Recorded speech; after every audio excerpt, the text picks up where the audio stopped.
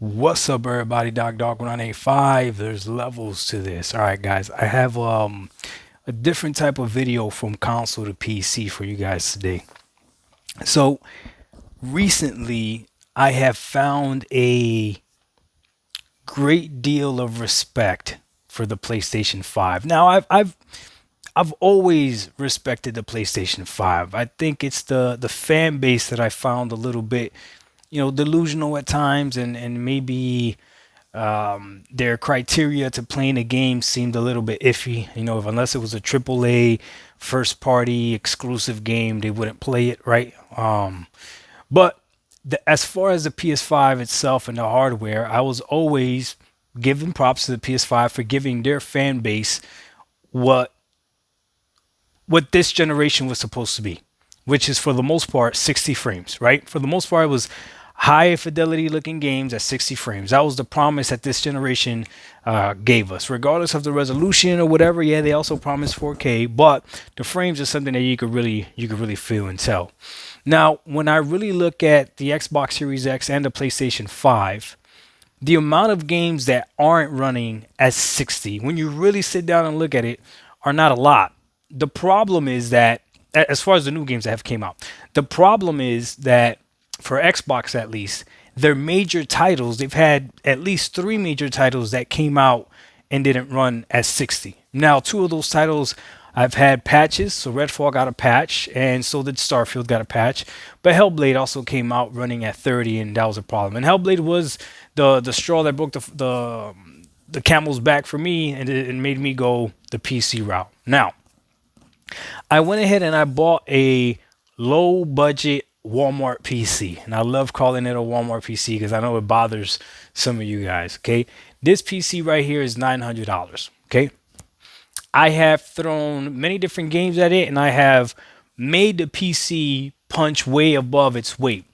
It's got a Ryzen 5 7600 and it's got a RX 7600, 8 gigabyte VRAM card. Okay. This build is perfect for 1080p gaming, but as you can see, I have it connected to a 55-inch 4K TV. And yes, I tried a game at 4K with this build. Now, before you try to make fun of me or say I don't know what I'm doing, I want you to understand this, okay? I'm perfectly fine with FSR. I'm perfectly fine with RSR as well. I have no issues with upscaling technology. It doesn't bother me at all. And when I'm playing an old game, for the majority of the time, I can play it at 4K. I actually played a Crab's Treasure, which is not an old game, but it's not graphically demanding. I was able to play that at 4K perfectly fine. I played Space Marines Warhammer, the first one, at 4K perfectly fine, right? Because these are older games, so the older games are perfectly fine. I played Redfall at 4K with FSR performance mode on, and it looked beautiful as well. Forza Motorsport was the one game that I tried to play at 4K and even with FSR, and it like made my PC crash to the point where it turned off. And I know PCs crashing and turning off only happens to Walmart PCs. That doesn't happen to PCs that you buy anywhere else or PCs that are under $1,000. PCs above $1,000 don't turn off or anything like that, right? I'm kidding. I'm being facetious. That could happen to anybody. But I definitely have pushed this PC, and I like the fact that I can do that. I can go ahead and push the PC to as far as I want to the point where the PC overheats and it'll just shut off on me. Right now, I wouldn't recommend doing that all the time because heat is the enemy of any electronic components, right? And that's what has gotten me to this video here, okay? The game that you're seeing right now, Ratchet and Clank Rift Apart, is probably the single game that has solidified for me how amazing these consoles really are. They truly are amazing, both of them. So Hellblade 2 made my PC struggle when I first got it. I just tried to run with default settings that wasn't working. I had to adjust settings, and then finally I got it to run above 60 frames. But I had to make some concessions to make it run above 60. Now again, this is a low-end PC, $900. The Xbox Series X is $500 and can play Hellblade 2 perfectly fine. Now, the concession that you're going to have to make on the Xbox Series X is that you're going to have to run it at 30, right? But you don't have to tweak anything. It's just going to be able to play and run, right? So if you're okay with that, consoles are pretty amazing, right? Now, as far as Ratchet and Clank. The reason this game really solidified for me how amazing these consoles are, and specifically, I gotta give props where it's due, the PS5, is because this game also, believe it or not, gave my PC a little bit of trouble. Now, people were saying that it was probably my 8 gigabytes of VRAM, which that's probably true. I would never recommend anybody get a card with 8 gigabytes of VRAM. I thought I was going to be fine with that.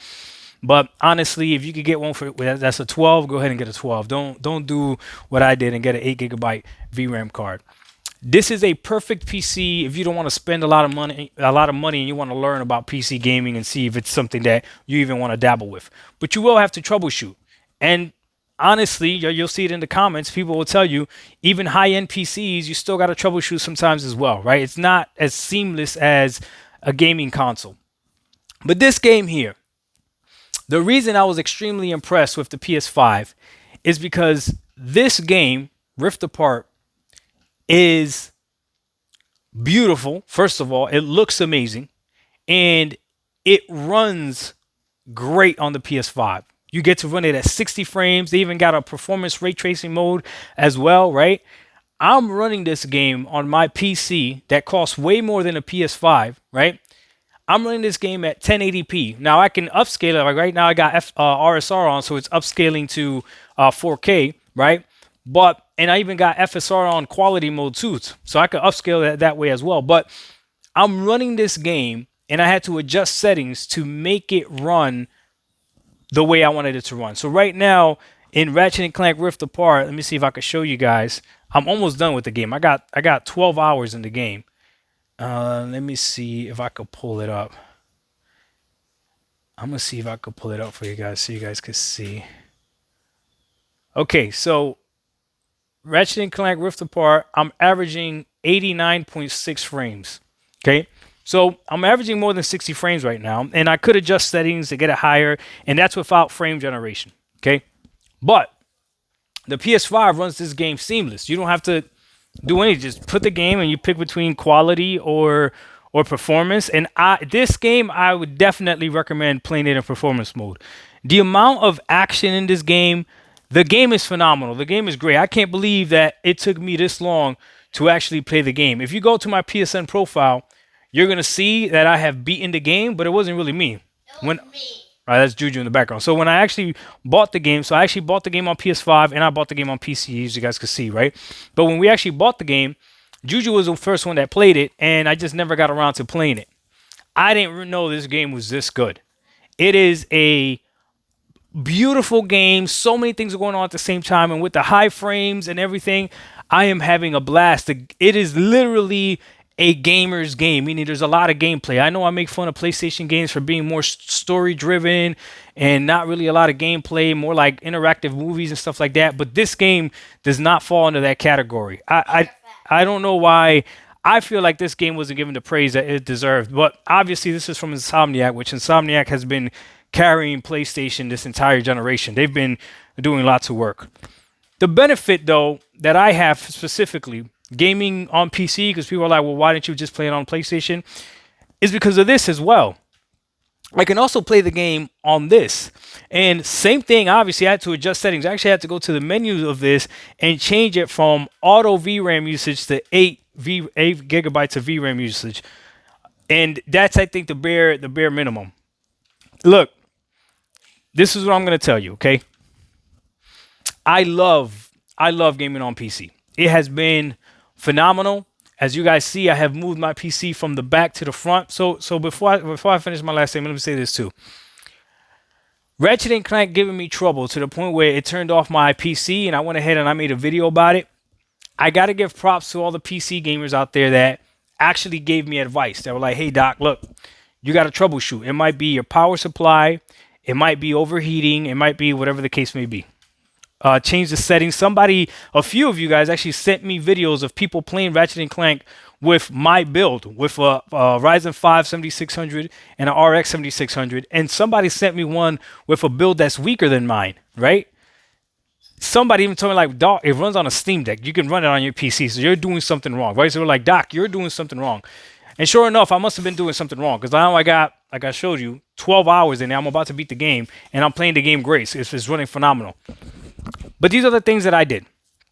Turned off the PC, let the PC cool down, and I noticed that, let me see, the PC was a little bit dirty. Not nothing crazy, not to me at least, but it was dirty. So cleaned out the PC, cleaned the fans. I actually found a fly in one of the fans, so I don't know if that means anything. But I cleaned out the PC, put everything back, and then I removed the PC from the back of the TV. I told ISO this. The back of the TV also generates heat, right? So I don't know if that was causing it to overheat. All I know is that now the PC on the side is a lot quieter. I'm running the same games, playing the same thing, but it's way more quieter here on this side. So it's just sucking the air from here, exhausting it through the back, and there's nothing else giving it air on the back. So the hot air from the TV is getting pushed to the back. This is grabbing air from here. Okay. Now I will probably have to clean my PC a little bit more often than most people because I do have two cats and my PC is in a calming living area, so we're constantly moving around and stuff, right? But again, I appreciate everyone that gave me advice as to what to do because all of that together, cleaning the PC, moving the PC, changing the graphic settings, has allowed me to play the game however I want, pretty much, right? The high frames that I want, right? So I'm loving it. But like I wanted to say, this has literally shown me how phenomenal these consoles really are. And the PlayStation 5 Pro that's about to drop, okay? I think a lot of people are unfairly underestimating it. I think it's going to be a great console. And I still don't think that buying a PC for $700 should be compared to it.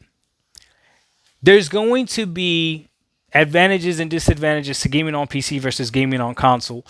If you were to ask me, I will 100% choose gaming on a PC. Even with all the issues that I have had, I will 100% tell you to game on PC versus gaming on console. But you got to also understand that I have a portable PC where I could take all my games with me. Now, I do have a gaming laptop as well, which some of you know, which is funny because my gaming laptop is probably more powerful than my desktop, but it can't pull as much power, and obviously the cooling is not the same. So there's levels to this. Everything's not equal.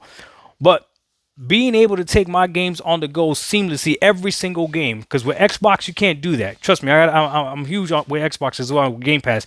Every single game doesn't translate over to PC to the ROG Ally unless you're going to stream it via the cloud, right? But being able to do that is huge. Now, if you're someone that doesn't have an Asus ROG Ally or you're not planning on getting a handheld PC or anything like that, then PC gaming still offers a lot of advantages. For instance, the fact that I could have Game Pass, Xbox, and PlayStation games on just one box, that's huge. You can have Game Pass and the Steam sales, how cheap they are, GOG sales, how cheap it is. Like, there's a lot of advantages to gaming on PC, but you will have to deal with some of the heartache as well. If money is not an issue for you, especially when it comes to spending money on games, and you're not really looking for the best or highest performance possible, you just want a more than good enough performance, because I will say the PS5 is giving you a more than good enough performance, then yeah, by all means, you can go the console route. And if I had to recommend a console, I'm just being honest with you, man, and it hurts my soul to say it, but I'm going to be honest with you. If I was to recommend a console, I would recommend the PS5 right now over any of the Xboxes. The only reason I could recommend an Xbox Series S to you would be for the value proposition, because you can't beat that. If you really don't care about performance at all, you really don't care about visuals, then the Xbox Series S is the console for you, because you're going to be able to play 99% of the games that are out there, maybe 95% of the games that are out there, and you're going to be perfectly fine. And then with Game Pass as well, yeah, you can't beat that value. Like, it's going to be phenomenal. But I know people are not going to like that, but it's the truth, man. When it comes to the Xbox Series X right now, I mean, I have been, what's the word I'm looking for? Tainted, I guess, or I have been disappointed too many times that I can't, even though I love my Xbox Series X, I wouldn't recommend somebody to go out there and buy it, because I don't know what Microsoft, how much they really want to support it. When I'm really looking at what Microsoft does with the Xbox Series X, where their own games, I saw this article. was it an article or something that came out saying that Xbox is looking into why game developers don't prioritize their console over the competition. And I remember looking at that like, you don't even prioritize your own console. You said that Starfield couldn't run at 60 frames when it dropped. You said it was a cinematic decision or whatever. And then a patch comes out. The box of Redfall says that it was going to run at 60. And it doesn't. It didn't. Now it does. Hellblade, again, you said it's a cinematic decision. I'm telling you, Hellblade's going to get a patch. I promise you it will. So it's like, what are we doing? You don't even prioritize your own console. When is the next gen game from Xbox that's going to drop, that's going to be at 60 frames on the Xbox Series X? Hopefully Indiana Jones is. Hopefully it is. We'll see. But is Indiana Jones going to be 60 frames because it's also going to PlayStation and that's what PlayStation gamers expect? Look, man, I know you're going to be mad at me, man, but it is what it is. Okay, it is what it is. Ratchet and Clank, a phenomenal game. I probably should have played it when it came out, but I didn't. I'm playing it now, and I got to give props to Sony and Insomniac because this game is phenomenal. And the fact that people got to experience this at 60 frames when it dropped, bro, that's crazy. What a great game. Now, I get to play Ghost of Tsushima next. Someone last night gifted me that game. Shout out to you, brother. Big Will. Gifted me Ghost of Tsushima. And the whole point of that gift was to prove somebody wrong out there that said my PC can't run Ghost. Now, I haven't ran it, so I don't know if it can or not. But I know this. If for whatever reason my PC can't run Ghost, it won't be because it's a Walmart PC. It'll be because there's settings that I have to adjust, and I'll just go from there. And I'll adjust those settings so I can get it to run. But we'll see how well or how not well it runs. But I know the PlayStation 5 can run Ghost without any issues. Hey, these consoles are a lot more valuable than I thought they were, especially now that I game on PC. And it's weird because it still doesn't make me want to go back to console gaming, because once you're on this side, it's different. Don't worry about it. I keep telling everybody, I'm okay if this PC dies. I'm perfectly fine if this PC dies. I know I pay $900 for it. I'm okay if this PC dies, because if this PC dies, all I'm going to do is save up my money and buy a monster of PC next time. I won't go low budget no more. But I'm glad that I did it, and I'm learning. So there you go. DocDog1985. There's levels to this, from console to PC. We out. Peace.